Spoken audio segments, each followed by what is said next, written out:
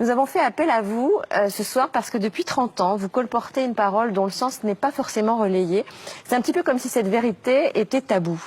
Tous les hommes et les femmes qui vivent sur cette terre, Yves Coppens, viennent-ils de la même souche? Absolument, absolument. Tous les premiers hommes sont apparus en Afrique et depuis les premiers hommes, on considère qu'il y a eu 100 milliards d'êtres humains sur Terre. la Terre. Et les 100 milliards, comme bien sûr les 6 milliards d'hommes d'aujourd'hui, viennent tous de cette souche, de ce berceau tropical et africain. Tous nos ancêtres étaient africains. Tous nos ancêtres étaient africains. Nous sommes tous africains, Karine. Bah oui, moi je le sais en revanche. Ça veut dire que tous nos ancêtres... Je suis comme vous, je suis comme vous. Ça veut dire que tous nos ancêtres, Yves Coppens, en Afrique, il y avait du soleil, tous nos ancêtres étaient noirs? Tous nos ancêtres étaient certainement bruns, parce que, étant donné l'ensoleillement de l'Afrique, et étant donné probablement la peau nue qu'ils avaient il y a 3 millions d'années, ils ne pouvaient pas être autrement que bronzés. Tous les ancêtres, des Danois, des Espagnols, de tout le monde, etc., étaient noirs. Oui. Pourquoi ça ne se sait pas, à votre avis? Vous le dites, vous, depuis 30 ans. Ben oui, mais ma petite voix ne porte pas suffisamment. J'ai une voix confidentielle. J'imagine la tête du monsieur hyper raciste qui est en train de nous regarder, qui fait non. Ah ouais. Ouh là, demain, vous allez avoir du courrier. Yves Coppens, en fait, les humains, enfin les préhumains sont partis dans différentes directions depuis l'Afrique. Et puis, pour s'adapter au climat, pour s'adapter à leur environnement, ils ont déterminé des traits qui étaient le plus adaptés, c'est ça?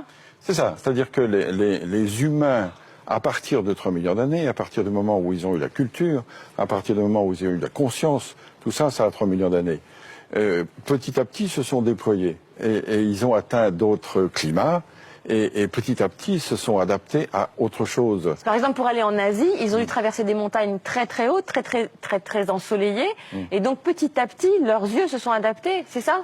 En effet, l'œil bridé pourrait être dû à une sélection naturelle de ceux qui avaient la capacité d'accommoder plus que d'autres, parce que chacun sait qu'à de fortes altitudes, la luminosité est insupportable. Et comment est-on passé du noir au blanc?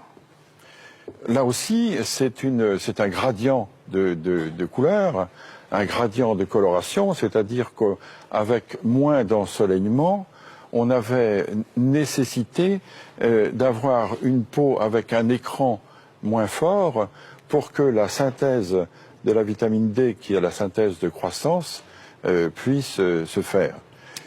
Donc par sélection, ceux qui n'avaient pas la vitamine D, donc les plus noirs, sont restés soit en Afrique, soit se sont éteints.